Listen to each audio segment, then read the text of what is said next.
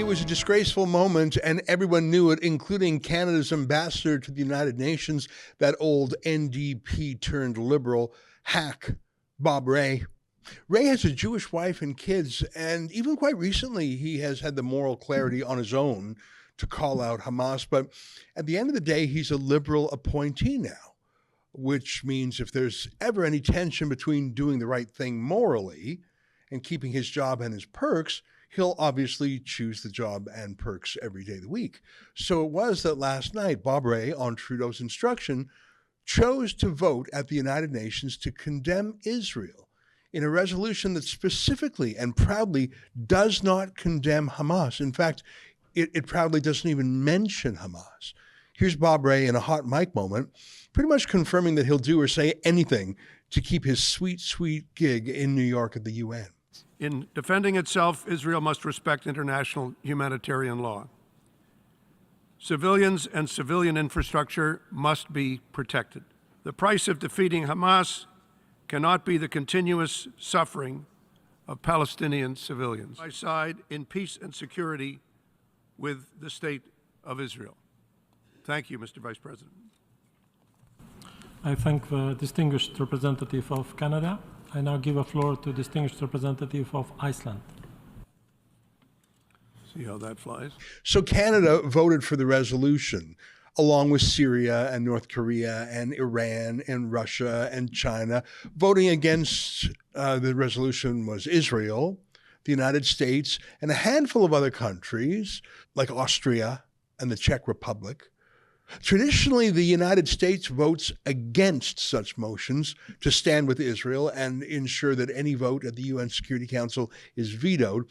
But then other Western allies simply abstain from the vote. They let America do the heavy lifting. I don't think it's a moral thing to do, but at least they're not voting for it. So, for example, in this vote, the U.S. was against it, along with Israel and some others, but the UK, Germany, Hungary, Italy, Ukraine, Netherlands, so on, and so the new Argentina government, they all abstained. That's normally what Canada does, but not this time. Canada voted to condemn Israel. In fact, Canada is more or less accusing Israel of war crimes. Here's an article in the CBC just from Monday, December 11th, a couple days ago, the day before the vote. Canada will support accountability system to investigate Israeli military conduct, says Joly. Joly says the violence must end, but stops short of demanding a ceasefire. So Joly was pretty much accusing Israel of war crimes, but even literally the day before the vote, she didn't call for a ceasefire. And by a ceasefire, of course, we're talking about a ceasefire for Israel. So Israel should stop shooting back at Hamas, but Hamas can keep going. It should be more, say, like, if Joly had her way, Israel should be more like the Jews of the Holocaust, going quietly to the slaughter. They shouldn't defend themselves against terrorists. Can you imagine if any other country, Israel would never do so, but imagine if any other country in the world would have said to Canada, we want to investigate you, Canada, for crimes against humanity that you committed in Afghanistan. I mean, do you doubt that our soldiers inadvertently killed some civilians while we were over there fighting the Taliban for a decade? Obviously not on purpose. We would not do that. That would be a crime within the military. But when you shoot against terrorists who are dressed as civilians and hide amongst civilians, do you doubt that sometimes actual civilians are casualties too? Do you doubt that Canada did that? Of course, civilian casualties don't just happen when you're fighting terrorists. Half of Europe was laid waste by Allied bombers repelling the Nazis in the Second World War. The Allies dropped an atomic bomb on 2 Japanese cities, not on army bases, on cities. So yeah, only the Jewish state is not allowed to fight back if it, when it was attacked on October 7th in a Pearl Harbor style sneak attack, except that Pearl Harbor was an attack on a Navy base. On October 7th, Hamas attacked towns and villages and farms, murdering and raping civilians, and it still has more than 100 hostages, including women they are surely raping and abusing with Stone Age cruelty. Here's the text of the resolution that Canada voted for, the day after Joly said that she wouldn't.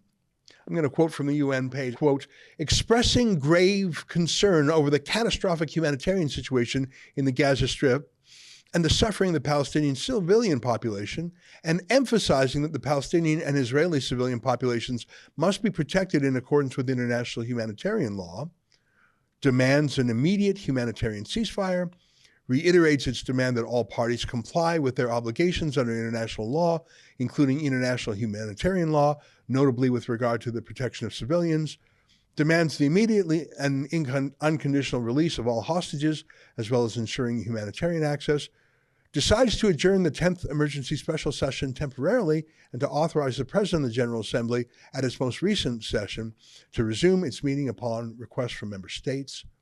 And then the UN website adds this, which I don't think is in the resolution, but they put it in right afterwards. They wanted you to see it. The resolution does not condemn Hamas or make any specific reference to the extremist group. They won't even say terrorism. But that's right there on the UN's website. That's where I'm cutting and pasting that from. I want to show you that they proudly are not even naming Hamas, let alone calling them out, let alone calling them a terrorist group. So Israel is supposed to stop fighting the war because it's winning, obviously. But why did Canada do this? Why the about face? Literally the day before, they said they weren't going to tell Israel to stop fighting back. So why? Well, Trudeau might be bad at math when it comes to our national finances, but he can count votes. There's about 350,000 Jews in Canada, and the Conservative Party does okay with them, especially under Stephen Harper. But there are now 5 times as many Muslims in Canada, mainly through unlimited immigration, often from Muslim countries. That's who's in the streets with these pro-Hamas hate marches. Some of the pro-Hamas protesters in the street are first-generation Canadians. They were born here, some of them.